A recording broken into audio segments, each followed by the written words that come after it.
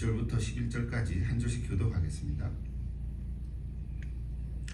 무리가 몰려와서 하나님의 말씀을 들을새 예수는 게네사렛 호숫가에 서서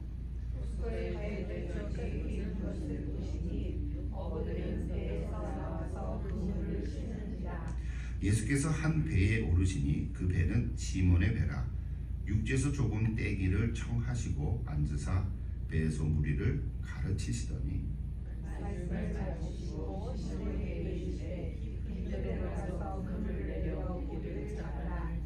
시몬이 대답하여 이르되 선생님, 우리들이 밤이 새도록 수고하였으되 잡은 것이 없지만은 말씀에 의지하여 내가 그물을 내리리이다 하고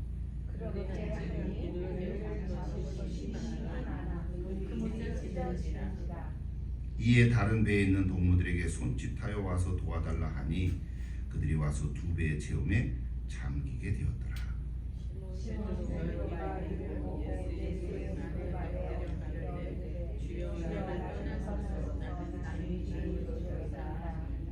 이는 자기 및 자기와 함께 있는 모든 사람이 고기 잡힌 것으로 말미암아 놀라고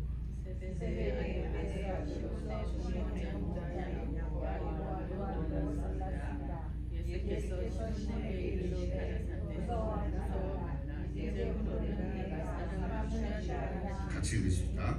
그들이 배들을 육지에 대고 모든 것을 버려두고 예수를 따르니라. 아멘.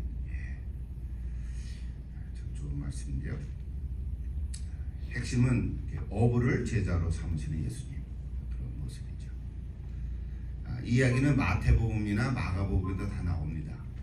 거기도 다 있는데 오늘 누가복음은 조금은 다른데요. 특징이 무리들을 배경으로 이렇게 나오고요.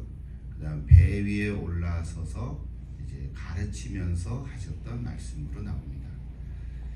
그러니까 예수님께서는 갈릴리 동네를 이렇게 순회하시면서 하나님 나라의 말씀 복음을 이렇게 전하셨죠. 그러니까 많은 사람들이 그 말씀을 듣고 또 몰려온 거예요.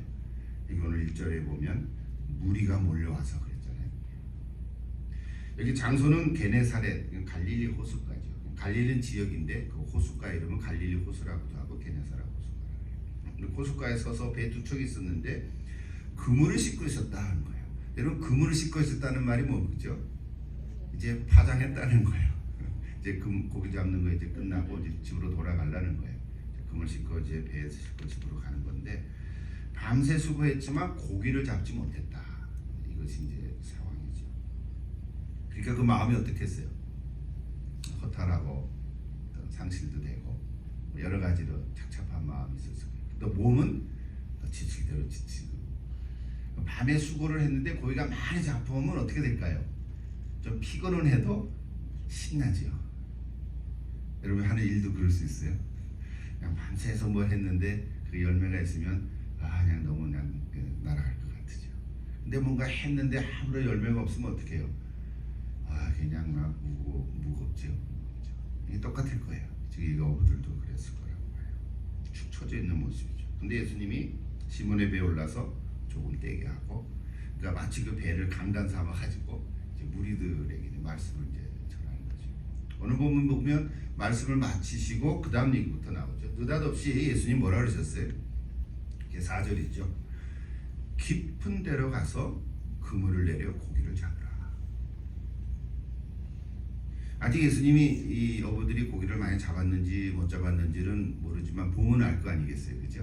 그 이제 또 그 표정들을 보면 알지 않겠어요? 근데 깊은 데로 가서 그물을 내려 고기를 잡으라. 여기 이제 시작이죠. 근데 오늘 우리 성경을 보면 뭐예요? 그 다음에 곧바로 5절 나오잖아요. 시몬이 대답하여 이르되, 저도 제가 언급을 했지만 시몬이 곧바로 대답했을까? 우리는 그냥 성경 9절, 4절, 5절 금방 읽으니까 깊은 데로 가서 그물을 내려 고기 잡으라. 선생님, 우리들이 밤에 만들어 수고했을 때 잡은 것이 없지만 말씀에 의지하여 그물을 내리리이다. 곧바로 나오지 않았을 거라고 보는 거예요. 그렇지 않습니까? 뭔가가 마음에 갈등도 있을 것 같고, 그물을 내리기까지는 뭔가가 성경이 다 기록이 안 됐을 수도 있지만 일단 그 마음을 봐더라도 곧바로 되지 않았을 거예요. 이제 제가 이제 또 시나리오를 쓰는 건데 베드로 생각에 시몬 생각에 이게 뭐지? 여러분들 그렇지 않겠어요? 내가 이제 힘든데 성경을 딱 읽었어. 그럼 뭐라 그래요? 뭐야? 이제 이럴 수도 있잖아요. 설교를 할 때도 그럴 수 있고 그죠? 이게 뭐지? 이 말씀이 뭐야? 깊은 데는 고기가 없는데 원래 깊은 데는 고기가 없는데 이게 그 바닷가 그 앞쪽으로 있잖아요. 고기 떼가 있잖아요. 그리고 지금은 고기 때가 아닌데 밤새 잡았다가 하나도 못 잡았는데 이제 해가 떠오를 요 시간에는 고기들이 없는데 뭐 이런 생각들을 하지 않았겠어요. 그리고 이 어부들이 뭐예요? 갈릴리오스에 하루 이틀 한 게 아니잖아요. 뭐 낚시하러 온 게 아니잖아요. 그렇죠? 이게 어부로서 이게 자기의 잡인데 그동안 고기를 얼마나 많이 잡았겠어요. 갈릴리오스를 내 손바닥 보듯이 다 아는 그런 어부들이 전문가잖아 일종의.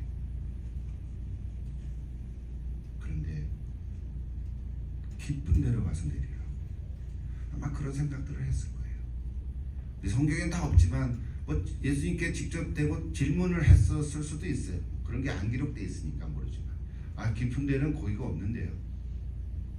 예수님은 아마 답변 안 했으니까 가만히 듣고 있었을 거예요. 지가 혼자 막 거리다가 알았습니다. 한번 해볼게요. 뭐 이런 거란 말이에요. 5절을 보세요. 그죠? 5절 아까 봤지만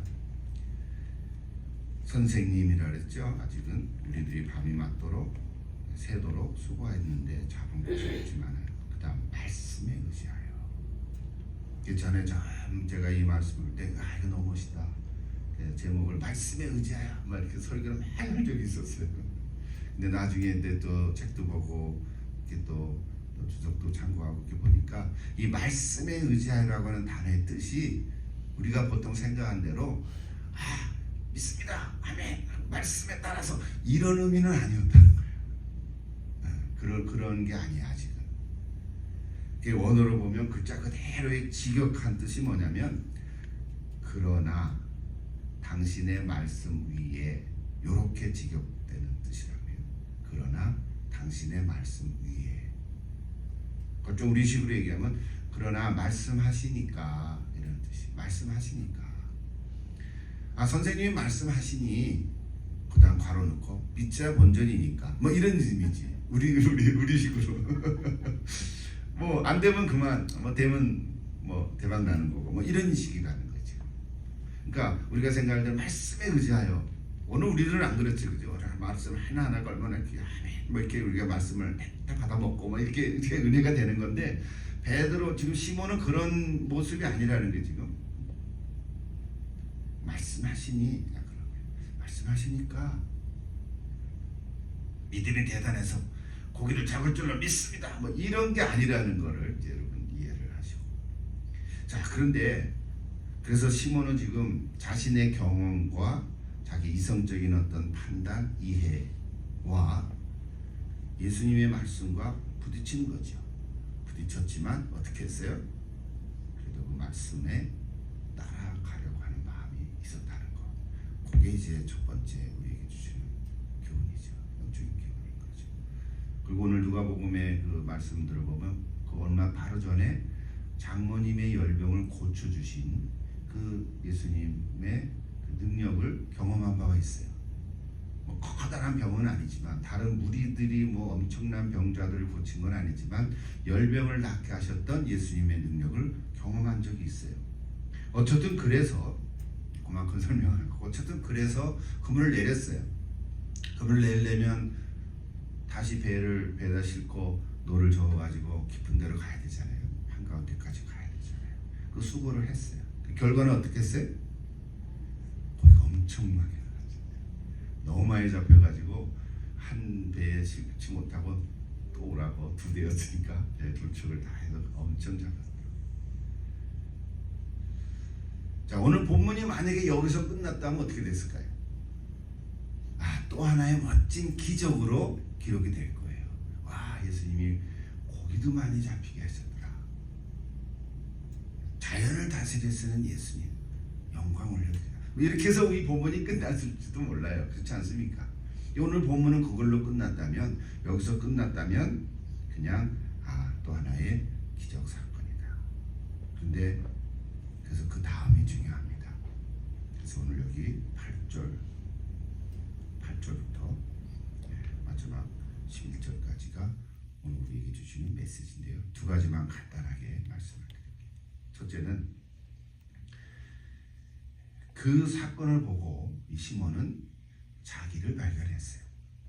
내가 누군가. 좀 이상하죠?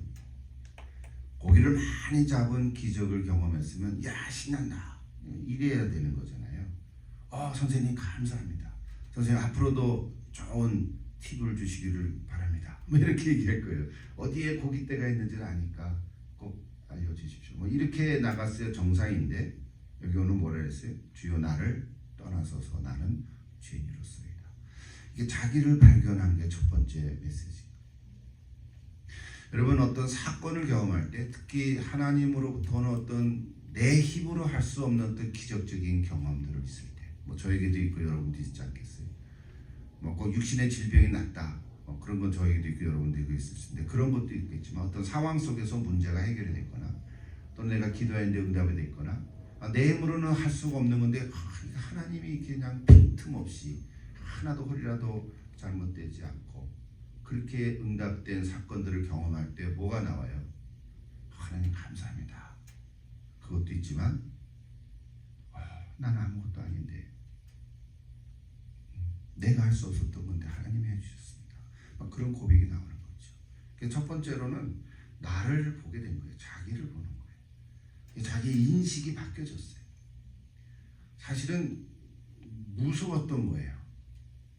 나중에 예수님 말씀 보면 무서워하지 말라 그랬으니까 이 시몬은 무서웠던 것 같아요. 그 놀라운 기적을 보고 무서웠던 거예요. 자기가 한 게 아니었거든요. 두 번째는 예수님을 제대로 본 거예요. 첫 번째는 나를 보고 두 번째는 예수님을 제대로 본 거예요. 그래서 뭐라고 표현했어요?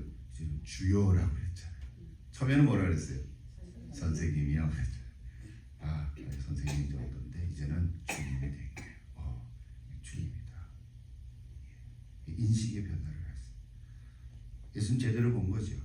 그래서 오늘 내 성경에 보면 제목도 이렇게 썼더라고요. 선생에서 주님으로 얘기해봤죠. 그러니까 오늘 저와 여러분이 이 땅에 살면서 예수 믿고 살아가는데 이 두 가지가 항상 필요합니다. 내가 누구인가? 굉장히 철학적인 질문이지만 우리 예수 믿는 사람들은요, 내가 누구인지 압니다. 내가 하나님 앞에서 죄인이잖아요. 그거 하나만 알아도 반은 된 거예요. 그 반은 된 거예요. 내가 죄인이니까 어떻게 해요? 나를 구원해 줄 자가 필요한 거잖아요. 근데 아직 예수를 모르는 사람들은 요게 안 된 거예요. 내가 누군지를 잘 모르는 거예요. 하나님의 관점에서, 성경의 관점에서 볼 때 내가 누군지를 모르는 거예요. 늘 내가 잘났다고 생각하는 거예요. 그리고 세상의 관점으로 나를 들여다보는 거예요. 다른 사람이 나를 평가하는 거고, 내가 좀 잘났구나, 내가 좀 괜찮구나, 이렇게 자신을 그렇게 인식하고 있다는 거예요. 근데 하나님을 알게 되면, 예수님을 믿게 되면 내가 그런 게 아니구나 하는 것을 인식하게 되죠. 발견하게 되는 거죠. 그래서 나는 겸손할 수밖에 없는 거예요. 이게 첫 번째 중요한 거죠. 모든 사람이 그런 게 필요해요. 내가 누군지. 근데 성경이 아니고 우리 말씀이 아니고 예수님이 아니고 우리 기독교가 아니고 세상적으로 볼 때도 내가 누군가를 늘 알려고 하죠. 많은 사람들은 정직하게 철학을 공부하고 그렇죠. 종교를 갖고 내가 누군가 아무리 들여다봐도 내가 누군지를 모르는 거예요. 안다고 착각을 많이 하는 거죠. 그래서 오늘 우리가 많이 몰라도 철학을 모르고 또는 뭐 종교를 모르고 이런 거 몰라도 성경을 알면 내가 누군지를 아는 거예요. 확실합니까? 내가 얼마나 이게 놀라. 여러분 요거 내가 누군지 알면 반은 된 거라니까. 인생의 반은 된 거예요 지금. 그 다음에 또 하나 있죠. 예수님 누군지를 알아야지, 그죠? 그러니까 우리는 두 가지 다 된 거예요. 그러니까 여러분 100점이에요. 아니 그냥 뭐 기분 좋게 하라는 말은 아니고 실제로 그렇다고요. 뭐 기분 나쁘게 하는 말도 있죠, 솔직히. 그러나 요 두 가지를 보면 내가 누군지를 알고 예수님이 누군지를 안다면 일단 내 인생에 있어서 두 가지는 합격이 된 거라 이 말이죠. 그 다음부터 내가 어떻게 살아가는지는 이제 그 다음에 또 얘기를 나와야 되죠.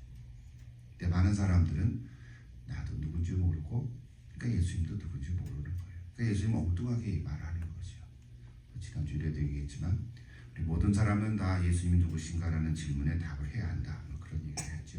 그래서 예수님을 안다는 게 예수님을 인격적으로 경험하는 거예요. 여러분, 예수님을 인격적으로 체험해야 신앙이 생겨요. 예수님을 그냥 지식으로 들어서 처음엔 그게 필요하죠. 알아야 되니까. 그러나 예수님을 개인적으로 1대1로 직접 인격적으로 만나는 체험이 있어요. 그것이 뭐 놀라운 경험일 수도 있고 작은 것일 수도 있지만 어쨌든 예수님을 인격적으로 만남이 있어야 돼요. 그래야 신앙이 시작이 되고 거기에 기쁨이 생겨요. 여러분 다 인격적으로 예수님을 만나는 거잖아요. 혹시 아직 예수님을 인격적으로 만나지 못하고 그냥 머리로 지식으로만 아는 사람은 그냥 알지만 뭐가 없어요? 예수님은 체험적으로 모르는 거예요. 여러분 그게 꼭 필요한 줄로 믿습니다. 그래야 되는 거죠. 자, 그다음 마지막으로 보면 이제 10절로 가볼까요? 이제 이건 베드로 입장에서 얘기한 거고, 그러니까 10절에 예수님이 뭐라고 얘기했습니까? 10절 어디 갔지? 세베대 아들 여기서 나오네. 그러니까 그거는 세베대 아들로서 시몬의 동업자인 야고보와 요한도 놀랐습니다. 그다음 예수께서 시몬에게 이르시되, 같이 볼까요? 무서워하지 말라. 이제 후로는 내가 사람을 취하리라. 이게 두 번째 메시지예요. 내가 사람을 취하리라. 이것도 좋은 메시지죠. 이미 여러분 잘 알죠. 사람을 취하리라는 게 뭐예요? 이제 물고기 잡는 어부였으니까 이제 사람을 잡으라. 낚싯대를 이용해서 사람을 이렇게 꽉 해가지고 잡으라. 이게 전도하는 거예요. 목사님 잘 건지세요. 이제 여러분이 큰 놈인가 이게 피렘인가 이게 어려워요. 큰 놈일수록 낚시가 잘 안 되죠, 그죠? 이게 잡았다 당겼다 이렇게 하는 거예요. 그래서 사람들이 낚시를 하는지 모르지만, 하여튼 네가 사람을 취하리라 그랬어요. 이걸 다른 말로 하면 어부에서 제자로 이거죠. 어부에서 제자로. 제자로의 부르심이죠. 좀 이게 멋있는 말로 하면 제자로의 부르심. 여러분 제자가 뭡니까? 제자는 예수를 믿는 사람이라고 말하기도 하지만 또 정확하게 하면 뭐예요? 예수를 따르는 사람이죠. 팔로우하는 거예요. 팔로우하는 거예요. 예수를 따르는 사람. 그래서 예수를 따르면 거기에 뭐가 필요해요? 순종이 필요한 거죠. 예수를 알고 믿어도 따르지 않으면 제자라고 말을 못하는 거죠. 그래서 오늘 저와 여러분은 다 예수 믿는 사람이면은 예수님의 신자죠. 성도죠. 그러나 예수님을 따라갈 때 제자가 되는 거죠. 여러분 다 제자입니까? 아멘. 너무 기분이 좋고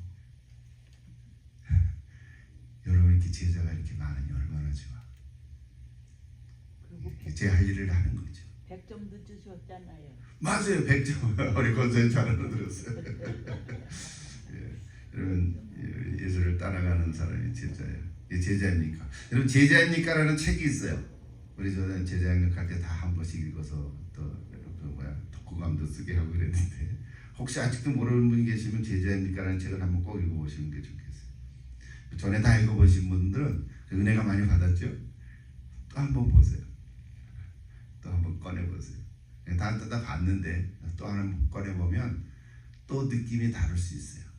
내가 5년 전에 혹 10년 전에 제자입니까라는 책으로 그냥 은혜를 많이 받았는데 다 알아요. 알지만 또 보면 또 새로울 거예요. 제자입니까라는 책은 후안 카를로스 오르티즈라고 하는 아르헨티나의 그 목사님이 쓰셨는데, 제가 돌아가신 건 모르는데 지금 보니까 지난 2021년 12월 1일 날 소천하셨더라고요. 그때 나이가 87세. 그래서 이분이 참 얘기하면 길어지죠. 많은 사역들을 이렇게 하시다가 이제 캘리포니아에서 이제 돌아가셨는데요. 어쨌든 오래전에 나온 책이지만 지금도 이 질문은 유효합니다. 제자입니까? 저는 오늘 여러분이 다 예수님의 제자가 되기를 바랍니다. 제자가 되셨지만 다시 한번 내가 정말 예수님을 따라가는 제자인가 확인해 보십시오. 다시 한번 읽어보십시오. 그 책은 재미난 그 질문들이 여러 개 나오는데 회원입니까 제자입니까라는 질문이 있어요. 그 챕터 중에 회원인가 제자인가, 멤버인가 팔로워인가. 여러분 교회 멤버입니까? 그는 교인이지, 교인. 그 예수를 안 믿어도 회원은 될 수 있어. 뭐 클럽 회원은 될 수 있잖아. 그렇죠? 그러나 제자는 예수를 따라가는 사람. 여러분 다 예수를 따라가는 사람들이 내 입맛에 맞는 인간적인 중심이 아니라 하나님 중심의 삶. 그게 복음의 핵심이죠. 참된 기쁨이 있습니다. 오늘날의 교회들이 저는 이 책의 주제를 잘 깨닫고 또 이 주제에 이 제자입니까라는 이 질문에 답할 수 있는 오늘 그리스도인들이 되기를 이렇게 기대합니다. 근데 이렇게 턱 보면 안 그래 보이는 것도 자꾸 보여요, 그죠? 자꾸 보이고 우리 뭐 미국에 있는 교회들도 그렇고 한국에 있는 교회들도 그렇고 그래서 참 우리 교회가 좀 정신 차려야 되지 않겠나 이런 생각들을 하기도 합니다. 뭐 우리들도 똑같죠. 뭐 그거에 통한 여러 가지 교훈이 있는데 시간이 없어서 다 얘기를 못 하는데요. 그냥 한 가지 그냥 이건 팁으로 오늘 이 누가복음 5장 1절부터 11절을 여러분 삶에 이렇게 적용하는데 제가 오늘 말씀한 것처럼 나를 발견한다. 이게 굉장히 중요하고요. 예수님을 발견하고 그리고 예수님이 내게 새롭게 말씀을 주시게 소명의 말씀이죠. 사람을 취하리라. 여러분 다 사람을 취하는 사람이 되기를 바랍니다. 이게 꼭 목사가 되라는 말은 아니에요. 목사님이 되시면 저 좋죠. 그렇죠? 할 수 있으면 하면 되잖아요. 내 삶을 완전히 드리니까. 그러고도 열심히 살아가는 거죠. 똑같죠. 살아가는 건 똑같은데 내가 하나님 앞에서 이렇게 드렸다, 헌신했다. 뭐 이런 의미가 더 있으니까 여러분 이 제자로서의 삶으로 꼭 이렇게 살아갈 수 있기를 기도드립니다. 오늘 여러분께서 오늘 주신 이 말씀을 마음에 새기고 남은 삶을 완전히 순종해서 정말 제자로서의 삶으로 살아가기를 축복합니다. 현재 여러분이 어떤 모습에 있든지 어떤 자리에 있든지 잊지 않고 오늘 누가복음 5장 1절부터 11절의 말씀 누가복음의 말씀들이 많이 좋은 게 있지만 이 말씀 꼭 또 다시 한번 전하고 싶어서 말씀 나눴습니다. 같이 한번 기도하십시다.